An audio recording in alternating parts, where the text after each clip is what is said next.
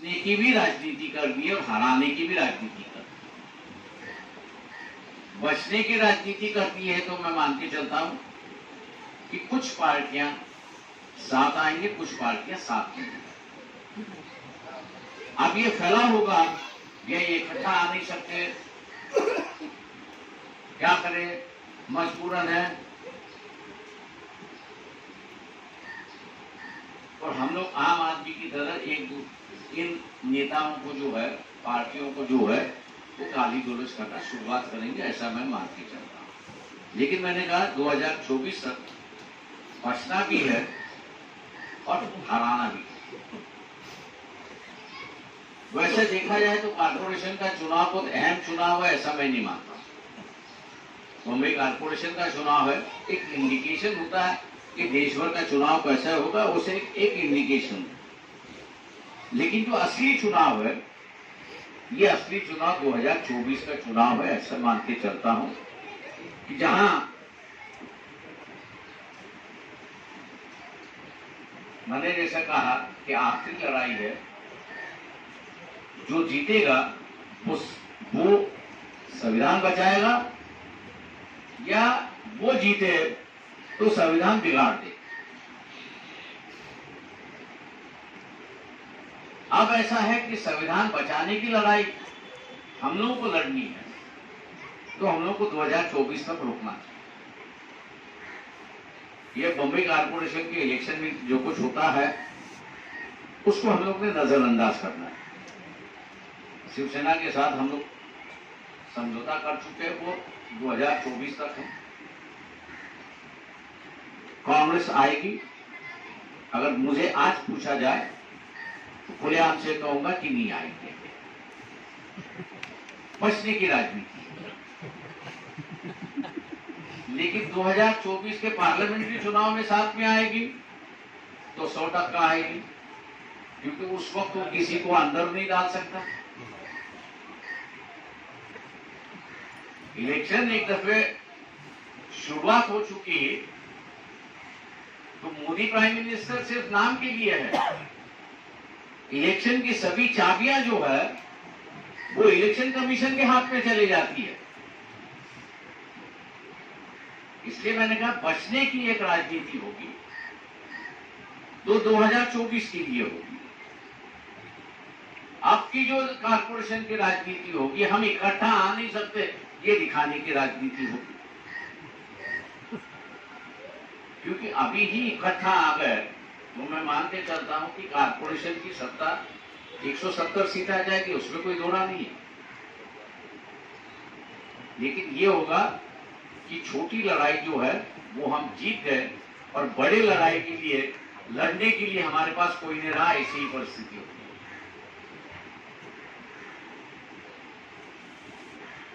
इसलिए इस बात को जो है वो हम लोग ने समझना चाहिए,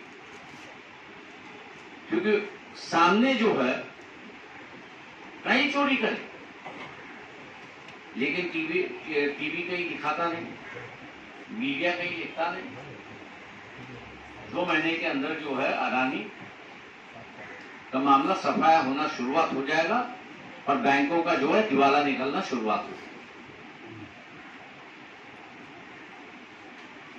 क्योंकि उसका तरीका ये था 1 2 3 इनके साथ में व्यवहार करो, 2 को पैसा दो, 1 को रुका दो।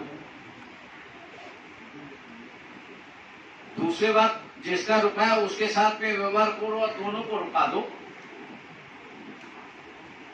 अब ऐसा व्यवहार करते करते इतना कर्जा बढ़ गया कि अब वो दे नहीं सकता, ऐसी परिस्थिति। अब जब वो कर्जा दे ही नहीं सकता तो कहीं ना तो भी गिरावट आना उसकी शुरुआत हो गई और 2 महीने में उसकी इतनी गिरावट शुरुआत होगी कि जो मिडिल क्लास है, जिन्होंने अडानी के शेयर्स खरीदे थे, जिसकी कीमत 10,000 थी और 1,000 हो जाएगी, जिसकी कीमत 10,000 थी 1,000 हो जाएगी, वो दोष किसको दे? सरकार को देगा, मोदी को देगा। उस वक्त मेरे ख्याल से हम लोग ने चुपचाप नहीं बैठना चाहिए।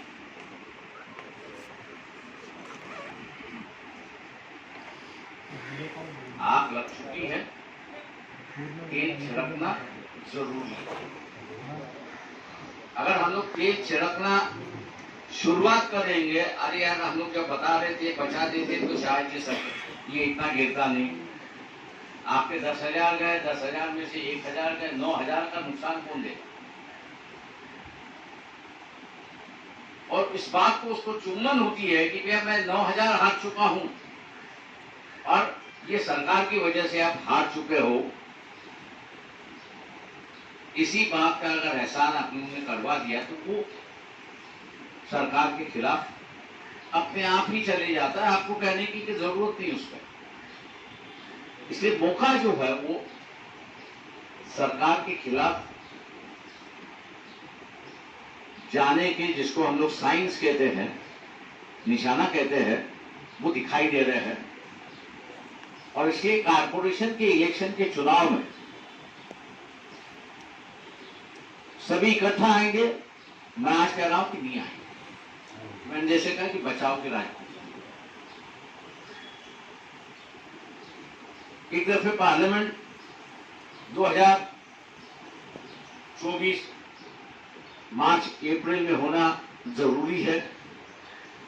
2023 जैसे खत्म होने आएगा, वैसे यहाँ की राजनीतिक पार्टियां जो है वो आपस में बात करते हुए इकट्ठा आना शुरुआत हुई और इलेक्शन मेरे ख्याल से सभी मिलकर लड़ेंगे, ऐसा मैं अनुमान लगा रहा हूं कि जो मुझे दिखाई दे रहा है कि आज जिस तरह से बातचीत हो रही है उस बातचीत से मैं यहाँ पर बताने चाह रहा हूं। इसलिए मैं आपसे आग्रह करता हूं कि ये जो आज की जो फिलहाल परिस्थिति है कि जिस वक्त हम लोग ने ये बिल महाराष्ट्र विधानसभा में इंट्रोड्यूस किया तो सरकार कांग्रेस की थी, शिवसेना की थी और एनसीपी की। उस सदन में हम लोग के पार्टी का कोई सदस्य है? बिल्कुल नहीं, एक भी सदस्य। लेकिन जिस शिक्षक कॉन्स्टिट्यूंसी में से मतदार संघ से जिसको जिताया था उसको हम लोग ने सामने किया और क्या किया, इस बिल को जो है पार्टी की तौर से आप सदन में पेश कर दो। अगर विरोध होता तो ये पेश नहीं करवा, लेकिन मंजूर करने की हिम्मत नहीं।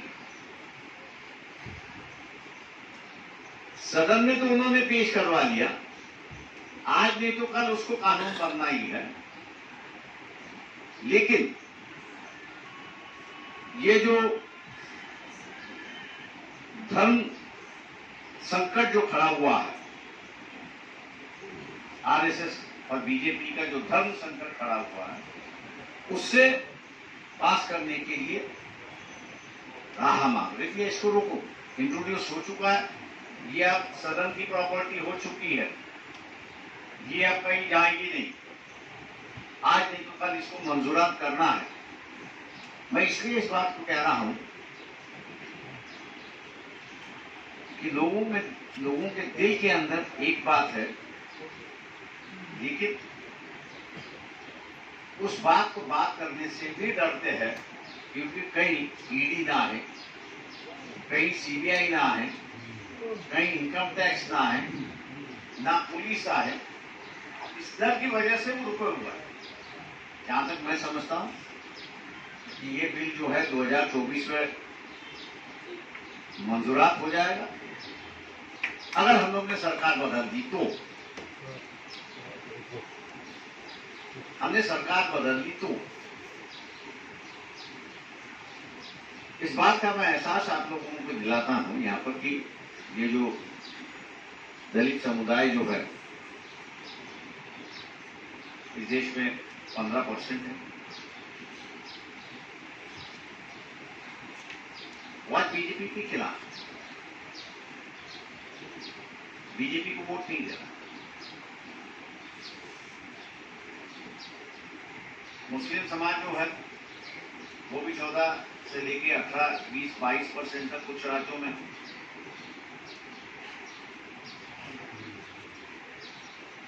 अगर ये दोनों इकट्ठा चले तो बीजेपी को हराना कोई मुश्किल बात नहीं है। कोई मुश्किल बात नहीं है। 30% तो यही हो गए। आपको जीतने के लिए कितनी चाहिए? 10% चाहिए।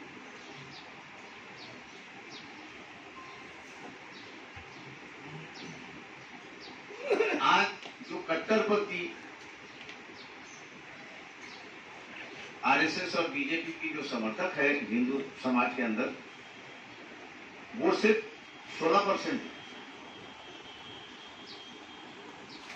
वो सिर्फ 16%। लेकिन ये जो 16% जो है ये एग्रेसिव हो चुका है।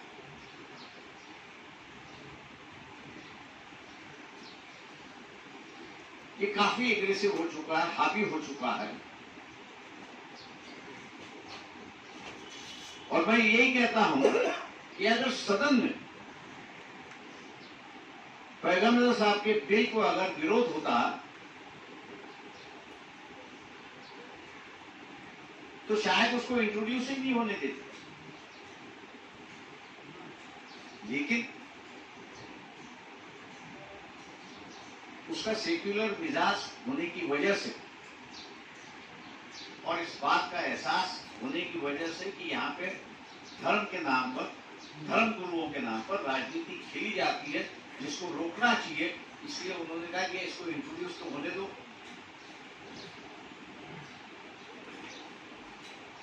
एक सेक्युलर मिजाज इस देश में है।